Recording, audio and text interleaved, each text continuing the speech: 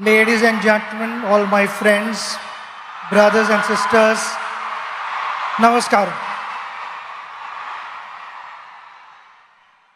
It's a special day and I'm so happy to be here to be sharing these moments with you. My father came from a very, very humble background, had a challenging life because the pockets were not deep. We stayed in 2 rooms in a chawl, which was a kitchen cum bedroom and a living room cum bedroom. And why I'm saying this is because my father was extremely passionate about academics. He became a professor, he also was a poet, and he continued to chase his dream. He did not have the best of facilities, but he made the best of what he had. So in those 2 rooms, he found a corner and stood first in BA and MA and won a gold medal. When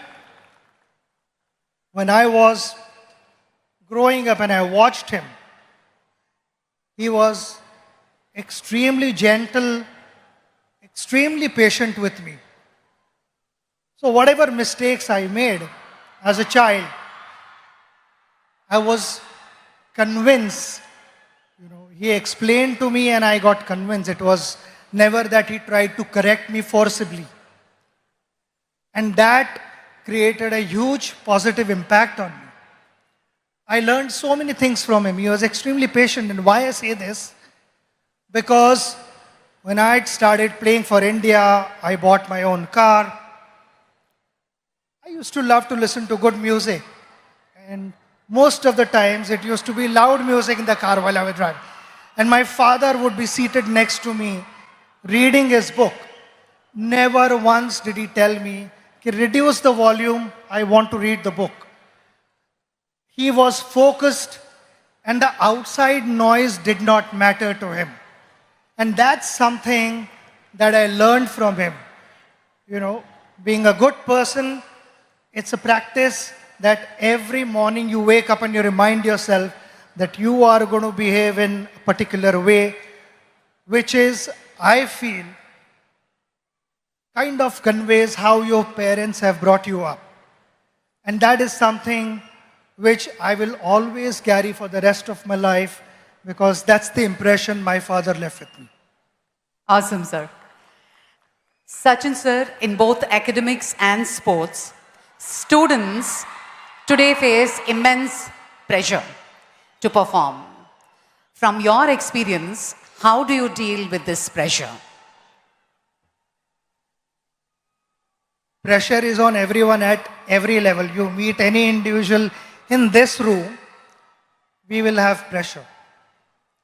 There are 2 types of pressures. One is external and one is internal pressure. External pressure is all about what the world is saying about you. I think in today's world, when social media is so active, people want to know what is being said about myself. Generally, every individual is bothered about that. When I went out to bat, you have to learn how to use that to your advantage. When I went out to bat, I used to get reception like this, which was fantastic. Sometimes it was overwhelming. Sometimes I felt I was not in the frame of mind to start my innings. I just needed that break. I needed the crowd to settle down a bit. So those were the occasions where I would remove my shoelace or remove the strap of my leg guard, or someone would be moving on top of the side screen. I would settle the crowd down, make sure that those 22 yards belonged to me, and then started my innings. It is like a ship sailing through water to get to its destination. But the moment there are holes in the ship and the water starts seeping in, the ship starts sinking. And that is exactly what I'm trying to tell you, that external pressures will be there. You need to shut off. You need to stay focused on what you want to achieve in life. We come to internal pressure. Internal pressure is actively led by your conscious mind. When your conscious mind is moving ahead of the moment, it starts putting multiple scenarios in your head which are imaginary. Failure, consequences, disappointments, and all these things, they kind of freeze you. They increase the pressure.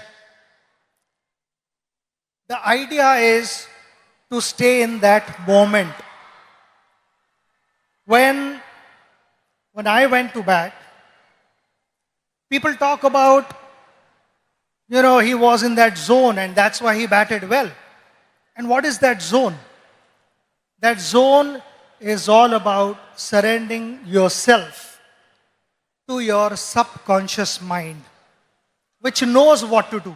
It is always the conscious mind, as we call it. The monkey over your shoulder would be putting doubts in your head. And while batting, also sometimes that would happen. Before the ball was delivered, the conscious mind would put doubts in your head. Could that be a bouncer? Could that be a yorker? Could that be an outswinger where the delivery was not released at all? So I found myself batting at my best when I had surrendered myself to the subconscious mind. So that would be my advice to all of you, to stay focused, stay aware of what's happening around you, but don't let the external energies dominate what you want to be in life.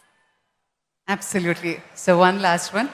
On this centenary celebrations of Andhra University, your one message to all the students out there. We are celebrating a very, very big moment. The centenary of Andhra University. The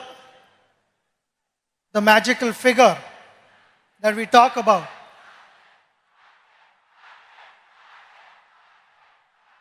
happened with the contribution of many. The teachers who taught for decades. And there are many illustrious people who have been able to shape our country, who have to give a new meaning to the youth of India, who have guided them. And all these things would never have happened without the guidance of all those teachers who imparted knowledge with a lot of humility and integrity. But those were the last 100 years. With impeccable reputation of the university, the responsibility lies on the next generation and generations to follow. Now, how do you, with such impeccable reputation, please understand that the expectations are going to be high. And if the expectations are high, the responsibility automatically increases. I want to take this opportunity to wish you the very best of luck, because I know my father, being a professor, how committed he was and what gave him the most satisfaction when he got to hear good things about his students. I personally felt that was his greatest return gift. And so would be the teachers of this university. At the pace that the world is moving, there will be a lot of innovations. Plenty of things would be expected of you in different spheres of life. My simple message to you, which I followed throughout my journey, was we all want to be successful. Success never happens overnight. It takes time. We have to be patient and follow the right path. While doing so, while chasing your dream, don't cut corners and find shortcuts and compromise values. That is going to be extremely important for our country to move forward and for you to set examples for the next generation. I again want to thank you for having me here and giving me this opportunity to spend this wonderful moment, which I will cherish in my life. And the love and the affection that you have showered upon me will always stay in my heart. It is priceless for me. So thank you very much. Namaskaram and God bless you all.